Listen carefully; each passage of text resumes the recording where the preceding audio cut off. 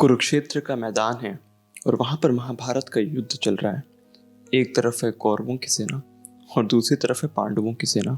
युद्ध शुरू होने से पहले पार्थ यानी कि अर्जुन अपना धनुष छोड़ देते हैं और युद्ध करने से पीछे हट जाते हैं। उनके मन की विडंबना ये है कि उनके सामने उनके सगे संबंधी खड़े हैं, उनके चाचा, उनके ताऊ, उनके कजन्स जिनके साथ वो बचपन से बड़े हुए हैं। उनके खिलाफ वो शस्त्र कैसे उठा लें, उनके खिलाफ वो युद्ध कैसे करें। इस डिलेमा में अर्जुन फंसे हुए हैं। तो उस वक्त अर्जुन के उन तमाम सवालों का जवाब जो श्री कृष्ण ने अपने मुख से दिया, उसी को हम लोग श्रीमद् भागवत गीता कहते हैं। भागवत गीता मतलब भगवान के मुख से निकला हुआ गीत, the divine song.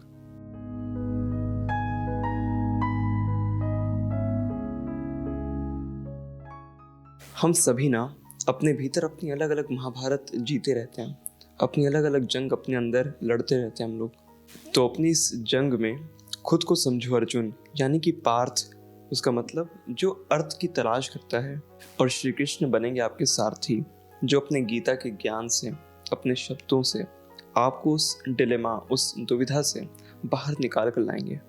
Gita I believe is the mother of all the self help books in the market. आप देखोगे ना तो आजकल हर कोई कह देता है कि आपके लाइफ का कोई भी प्रॉब्लम हो तो उसके जवाब आपको गीता में मिल जाएंगे, गीता पढ़ना चालू करो। मगर जब आप असली में पढ़ोगे ना, आप तब गौर करोगे कि उसमें कोई भी जवाब ना इतना ऑब्वियस स्टेट नहीं किया गया, कोई भी जवाब ऐसे क्वेश्चन आंसर के फॉर्मेट में नहीं दिया है। गीता में जो जवाब है ना वो बहुत छुपे हुए हैं। आपको अपने लाइफ में उस पर्सपेक्टिव को इम्प्लीमेंट करके समझना होगा। गीता किसी दूसरी किताब जैसे नहीं जिसको बस उठाया और पढ़ लिया। इसको पढ़ना ना अपने में एक पेशेंस का काम है। ये ऐसी किताब है जिससे आप शायद तभी पढ़ सकते हो जब आपको असल में इसकी ज़रूरत होगी। मैंने इसके बारे में पहले थोड़ा जिक्र किया था 2 वीडियोस में कि कैसे मैंने पहले 2 बार कोशिश करी इसको पढ़ने में, बट हो नहीं पाया, मैं इसको कंप्लीट नहीं कर पा रहा था। फिर फाइनली जब मैं जॉब से हटा तब मैंने तीसरी बार इसको फिर से कोशिश किया पढ़ने की, तब जाकर मैं इसको असल में पढ़ सका। तो उन वीडियोस के बाद काफ़ी लोगों का मुझे मैसेज आया कि सर मैं भी गीता पढ़ना चाहता हूँ बट हो नहीं पाता है, उतना पेशेंस नहीं है। तो इफ़ पॉसिबल अगर आप उसकी जितने भी लर्निंग्स जो आपने सीखा उसको क्लब करके अपने तरीके से अगर एक वीडियो बना पाओ तो it would be really helpful for us. तो मैंने बस कोशिश करी कि जिस नज़रिए से मैंने गीता को समझा, जैसे जैसे मैंने उसकी लर्निंग्स को नोट किया, जैसे मैं याद रखता हूँ, तो उसको मैं अपने तरीके से एक्सप्लेन करूँ ताकि अगर आप उसको पढ़ भी ना सको तब पर भी आपको उसका एक ब्रॉड आइडिया लग जाए। तुम्हारा क्या गया जो तुम रोते हो, तुम्हारा था क्या जो तुमने खो दिया, जो भी लिया यहीं से लिया, जो भी दिया इसी को दिया। हम सभी लोग ना अपनी अपनी ज़िंदगी में बहुत ज़्यादा मैं के गुरूर में रहते हैं। हमें लगता है कि हम इस दुनिया में अगर आए हैं तो हमेशा के लिए रह जाने वाले हैं। हम ये बात भूल जाते हैं कि हम बस एक किराए के मकान में हैं जिसका मकान मालिक कोई और है और ये उसकी मर्जी है, वो जब चाहे उठा लेगा। हम लोग ने खुद को सेंटर ऑफ यूनिवर्स मान के चलते हैं, मगर जब आप गीता पढ़ोगे ना, the reality will strike on your face. तो आपको समझ में आएगा कि यूनिवर्स की सुप्रीमेसी के सामने हमारी एक्चुअली कुछ बिसात नहीं है। एक बात ऐसी है कि आप असल में कुछ नहीं करते हो, आपसे श्री कृष्ण करवाते हैं। ये सब उन्हीं की लीला है और हम बस उन्हीं की लीला का एक हिस्सा हैं। जब मैंने इस पर्सपेक्टिव से इस चीज़ को देखना चालू किया ना, तब मैंने ऑब्जर्व किया कि आपका जो ईगो होगा ना वो बहुत ज़्यादा डाइल्यूट हो जाता है। जब आप किसी इंसान को अपने से बड़ा मान लेते हो ना, और जब नीचे बैठकर उससे ज्ञान लेते हो ना, तब जाकर वो असल में क्या कहना चाहता है आप उसको समझ सकते हो। होता है कि ज्ञान पाने के लिए आपको झुकना ज़रूरी है, अपने ईगो को आपको हटाना पड़ेगा। आपको ये रियलाइज़ करना पड़ेगा कि आपको बहुत सी बातें हैं जो नहीं पता है। आप किसी को गुरु तभी मान सकते हो जब आप एक अच्छे शिष्य बनोगे। तो श्री कृष्ण के जो ज्ञान है ना उनको आप तभी समझ सकते हो जब आप अपने ईगो को साइड रखकर, जब आप थोड़ा सा झुक कर उनकी बातों को समझोगे। धीरे धीरे जब मैं आगे आपको बताऊंगा तो आप समझोगे कि आपको खाली इतना सा करना है कि जो भी आप कर्म कर रहे हो उसको सिर्फ श्री कृष्ण को भोग समझकर चढ़ाते रहो।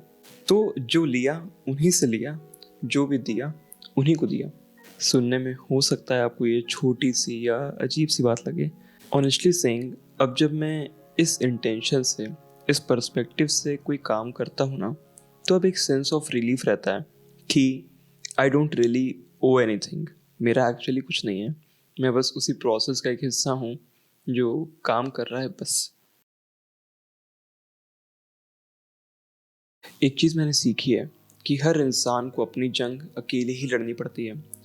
अर्जुन को उस कुरुक्षेत्र के मैदान में अपना गांडीव, अपना धनुष खुद ही उठाना पड़ता है। श्री कृष्ण अगर चाहते तो उस युद्ध का निर्णय वो एक पल में कर सकते थे, मगर वो उनका कर्म नहीं था।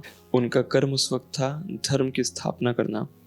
उनका कर्म था जब अर्जुन बहके तो उसको गीता का ज्ञान देना, ताकि जब जब आने वाले वक्त में अर्जुन की तरह किसी और शख्स के भी कदम डगमगाएं तो उनका जो ज्ञान है वो उस इंसान को सही तरीके से गाइड कर सके, एक सही रास्ता दिखा सके। श्री कृष्ण ने अपना कर्म किया, हम सभी को भी उसी तरीके से अपना अपना कर्म करना पड़ेगा। हमें अपनी पोटेंशियल पता होती है, मगर फिर भी हम अपने कंफर्ट जोन को छोड़ नहीं पाते हैं। मगर उसी वक्त आपको याद रखना है कि no one's coming to save you. अब आपने ना कर्म के बारे में तो सुना ही होगा। गीता का एक मेजॉरिटी ऑफ द पोर्शन सिर्फ कर्म के ऊपर ही आधारित है।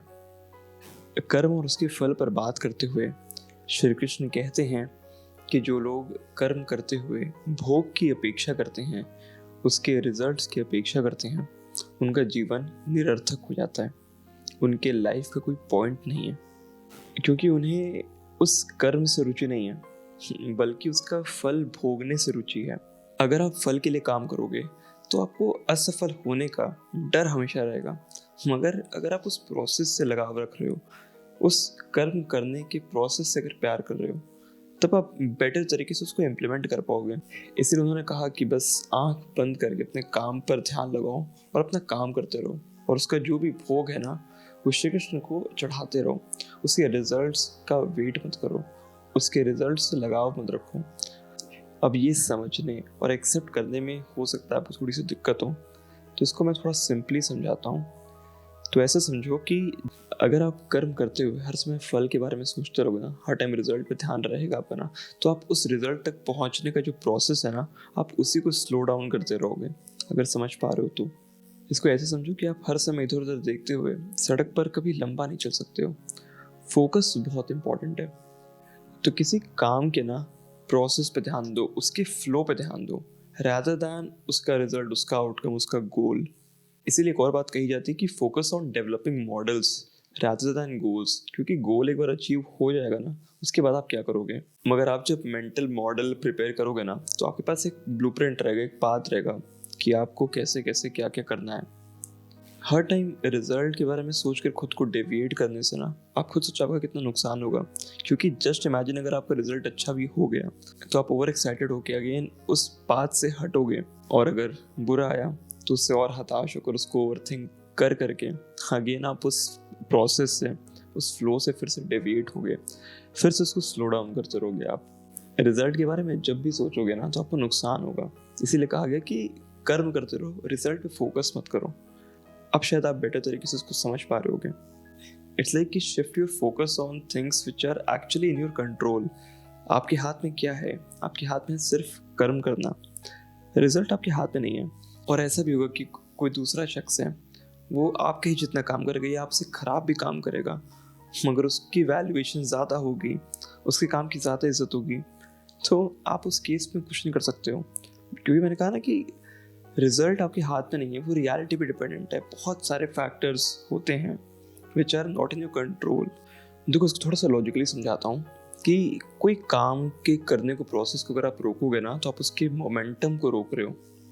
आपने अक्सर गौर किया होगा कि आप अगर किसी काम के फ्लो में रहते हो ना, तो आप उस समय किसी और चीज़ के बारे में नहीं सोचते, you enjoy doing that thing. आप उसके फ्लो में लगातार काम करते रहते हो। जब आप कोई काम करते रहते हो ना, तो उसके कंप्लीशन के प्रोसेस से आपको एक सेंस ऑफ अचीवमेंट मिलता रहता है, which intrinsically motivates you to do more. Flow में आने के बाद ना अपने आप मोमेंटम बिल्ड हो जाता है। आपको बस उस काम को करने के लिए बैठाना एक टास्क है, आपको उस काम को बस इनिशिएट करना है। तो अब आपको समझ में आ रहा होगा कि अपनी खुशियों को, अपने सक्सेस को ना अपने रिजल्ट्स के ऊपर डिपेंडेंट मत बनाओ। रिजल्ट्स को आप यूज़ करो अपनी जर्नी को एनालाइज करने में कि क्या क्या गलतियाँ हुई, आप कहाँ कहाँ सुधार कर सकते हो। Simple as that. कर्म की ही बात को और इलाबोरेट करते हुए आपको मैं दो बहुत ज़रूरी चीज़ बताता हूँ जो आपकी सक्सेस को, आपकी इवेंचुअली होल लाइफ को डिटरमाइन करेगी, which is patience and consistency. तो उसको ऐसे समझो कि जब आप कोई कर्म कर रहे हो तो आप उस कर्म का एक बीज बो रहे हो यूनिवर्स में। अब जैसे अगर आपको कोई पेड़ उगाना है तो आप क्या करते हो, आप बीज बोते हो, फिर आप उसमें रोज़ पानी डालते हो, धूप दिखाते हो, तब वो धीरे धीरे ग्रो होता है, तो वो धीरे धीरे बढ़ता है। अब ऐसा तो होगा नहीं कि आपने जिस दिन बीज बोया उसी दिन से आपको फल मिलना चालू हो जाएगा। उसके बीच में ना बहुत बड़ा गैप होता है, और वही गैप आपको समझ रहा होगा कि आपके पेशेंस डिटरमाइन करेगा। जितनी बड़ी आपकी सक्सेस होगी ना उतना वक्त लगेगा अचीव करने में। और आजकल का जो टाइम है ना, हमारा अटेंशन स्पैन रिड्यूस हो गया है, हम लोग क्विक सक्सेस की तरफ हर टाइम भागते रहते हैं। तो आपको ये समझ रहा हूँ कि इस पूरे पाथ में पेशेंस इज द की। अब इसमें सबसे बड़ी गलती जो हम लोग करते हैं ना, जो मैं कर रहा तो शायद ये थी कि हम लोग ना हर वक्त खुद पर सेल्फ डाउट करते रहते हैं, हर वक्त अपने डिसीजंस को ना क्वेश्चन करते रहते हैं। अगर आपने बीज कोई बोया है तो आप हर वक्त उसको खोल कर देखोगे नहीं ना, थोड़ा उसको टाइम दो, चीज़ें वक्त लेती हैं अपना। और दूसरी जो इम्पोर्टेंट चीज़ थी वो थी कंसिस्टेंसी। आपको हर दिन उसी एक डिसीजन पर काम करना होगा, हर दिन यू हैव टू अपीयर, आपको हर वक्त उसी एक थॉट को मन में रखना होगा। अगर आपने बीज बोया है तो ये आपकी जिम्मेदारी है कि हर दिन आकर उसमें आप पानी डालते रहो, धूप दिखाते रहो, तभी वो बीज ग्रो करेगा। So this was the concept जिस तरीके से मैं आपको समझाना चाह रहा था, कर्म बीज और कर्म फल, कि जो बीज आप बोओगे उसी तरीके का और उतना ही आपको फल मिलेगा। अब देखो, सफरिंग्स का जो मेन कॉज होता है ना, वो होता है अटैचमेंट, वो होता है एक्सपेक्टेशंस।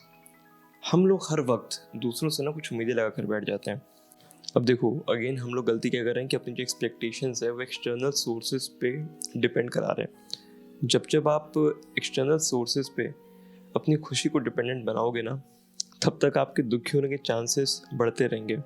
और like most of the times क्या होगा कि यूनिवर्सल रियलिटी में आपके हिसाब से चीज़ें नहीं होंगी। जितना किसी चीज़ से आपका अटैचमेंट, आपका लगाव बढ़ेगा ना, उतना ही उसके साथ उसको खो देने का डर भी आता रहेगा। तो किसी चीज़ से हद से ज़्यादा मोह लगा लोगे ना, किसी चीज़ से हद से ज़्यादा अटैच हो जाओगे, तो बेसिकली आप अपनी सफरिंग का ही इंतज़ाम कर रहे हो।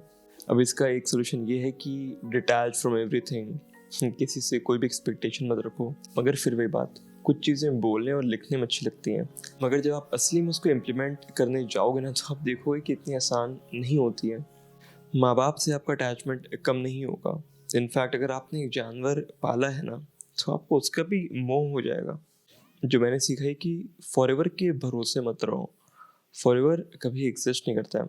रियलिटी को ना फेस करना सीखो, भले ही अच्छी हो बुरी हो जैसी भी हो, उसको ना फेस करना सीखो। जब तक आप उसको फेस नहीं करोगे ना, आप उससे उभर नहीं पाओगे। और ये याद रखो कि नथिंग इज परमानेंट। अब देखो हमारी जो सोच, हमारा जो विजन होता है ना, बहुत लिमिटेड होता है। मगर जैसे एक चिड़िया ऊपर से एरियल व्यू से सारी चीज़ों को देखती है ना, अपनी भी लाइफ को ना थोड़ा जूम आउट करके देखो, तब आपको ना एक ब्रॉडर पर्सपेक्टिव से अपने लाइफ के इवेंट्स आपको दिखेंगे। तो आप जो अपने सारे पास्ट इवेंट्स के पाथ को एनालाइज करोगे ना, तब आपको ये समझ में आएगा कि कोई भी खुशी ऐसी नहीं थी जो हमेशा के लिए साथ रह गई, और कोई भी दुख ऐसा नहीं था जो खत्म ना हुआ हो। अब आप अपनी ज़िंदगी को ना एक दूर खड़े ऑब्जर्वर की तरह देखो, बिना किसी भी इवेंट से इंडल्ज हुए, खाली दूर खड़े रहकर समझो कि कैसे कैसे कैसे कैसे इवेंट के चलते आप आज यहाँ तक पहुँचे हो।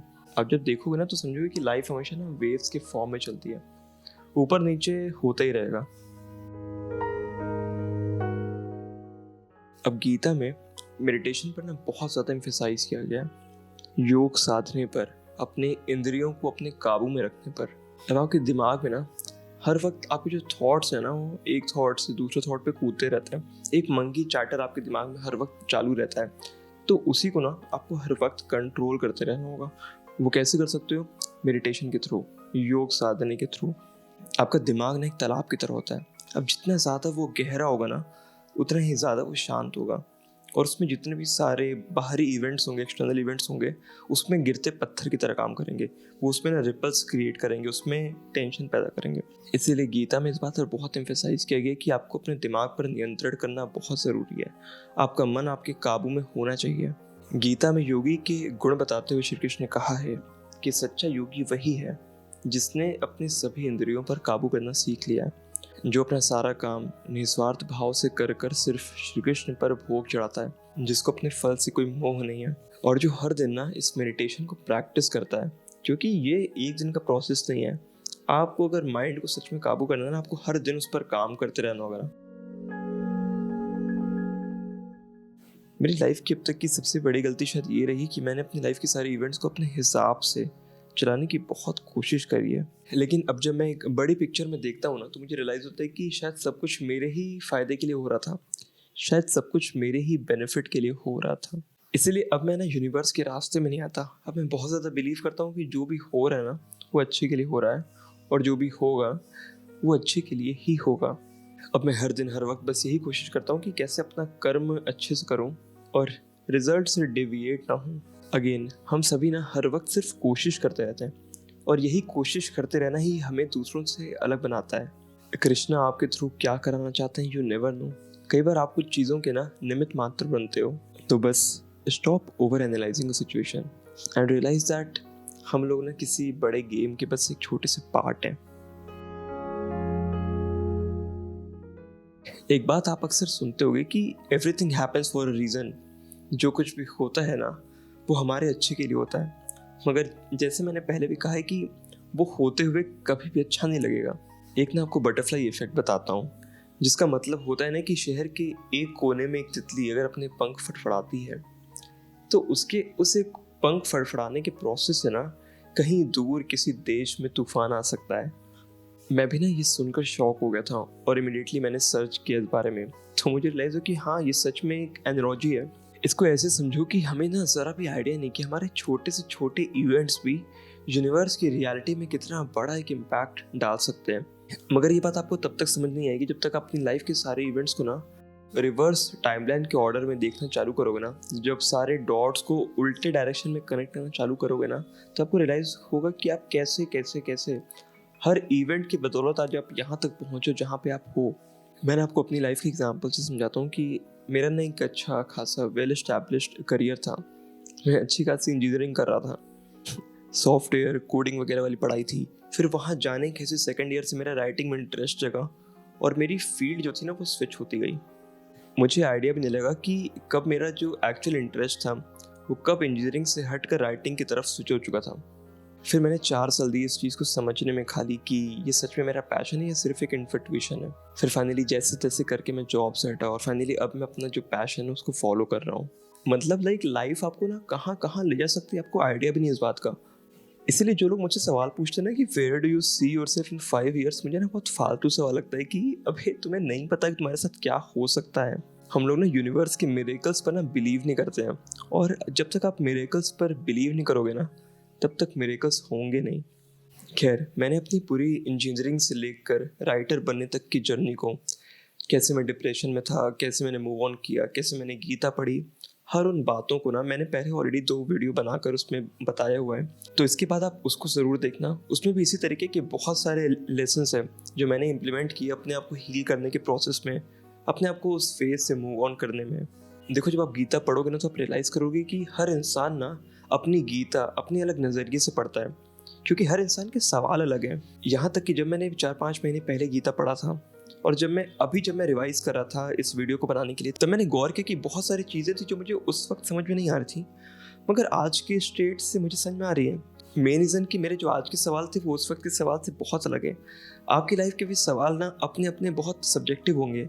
आई होप इस वीडियो से ना आपको गीता के बारे में काफ़ी ज़्यादा आइडिया लग गया होगा। तो अब जब अगर आप उसको पढ़ोगे ना, तो आपको याद आएगा कि हाँ, ये बात तो शायद ने कही थी। अब आप अपनी गीता ना खुद से पढ़ना और मुझसे अपना एक्सपीरियंस शेयर करना कि आपने क्या क्या चीज़ें सीखी। तो अगर आप भी गीता पढ़ना चाहते हो, तो श्रीमद् भागवत गीता यथारूप स्वामी प्रभुपद की लिखी हुई, इसे आप पढ़ सकते हो। और सबसे अच्छी बात, जो इसका इंग्लिश वर्जन है ना, Shrimad Bhagavad Gita as it is, वो भी बहुत अच्छा है, मैंने उसको भी पढ़ा था क्योंकि इसमें बहुत सारी बातें ऐसी थी जो मुझे जब समझ में नहीं आ रही थी, तो मैंने उसको यूज़ किया था एज ए रेफरेंस के लिए, थोड़ा और बेटर तरीके से उसको समझने के लिए। तो उसकी भी जो लैंग्वेज है ना बहुत अच्छी है, तो आप इन दोनों में से कोई भी पढ़ सकते हो। इसके अलावा अगर आप चाहो तो गीता भाई देवदत्त पटनायक, वो भी आप पढ़ सकते हो। तो मैं इसका अमेजॉन लिंक नीचे डिस्क्रिप्शन में डाल दूंगा, आप वहीं से परचेज कर सकते हो। या अगर आपके घर में हो, मम्मी पापा से पूछना एक बार, घर में प्रॉब्ली सबके होती है गीता, तो अगर आपको मिले तो वहाँ से पढ़ना शुरू करो। मैं बहुत चाहता था कि मैं इस तरीके का वीडियो देख सकूँ पढ़ने से पहले, कि मुझे एक आइडिया लग जाए कि इसके कंटेंट्स में एक्चुअली क्या क्या है। मुझे नहीं मिला तो मैंने कोशिश करी कि वो वीडियो आपके लिए बना सकूं, ताकि आपका जो लर्निंग का प्रोसेस है ना वो थोड़ा सा आसान हो सके। तो बस दैट्स इट। कोई भी बात जो आपने इस वीडियो से सीखी या जो आप यहाँ से साथ लेकर जाओगे, या कोई बात जो आपके साथ रह गई हो, वो नीचे कमेंट करके ना बताना ज़रूर। और मुझे भी बताना कि कौन सा ऐसा टॉपिक है जिस पर आप चाहते हो कि मैं वीडियो बनाऊँ, जिस पर आप चाहते हो कि मैं बातें करूँ। तो अगर वीडियो सच में पसंद आया हो ना अगर, तो उसको लाइक ज़रूर से कर देना। यूट्यूब पर ना मज़ा आ जाता है, उसका ना एल्गोरिथम खुश हो जाता है। और अगर सब्सक्राइब अभी तक भी नहीं किया है तो कर लेना। तो बस टाटा बाय।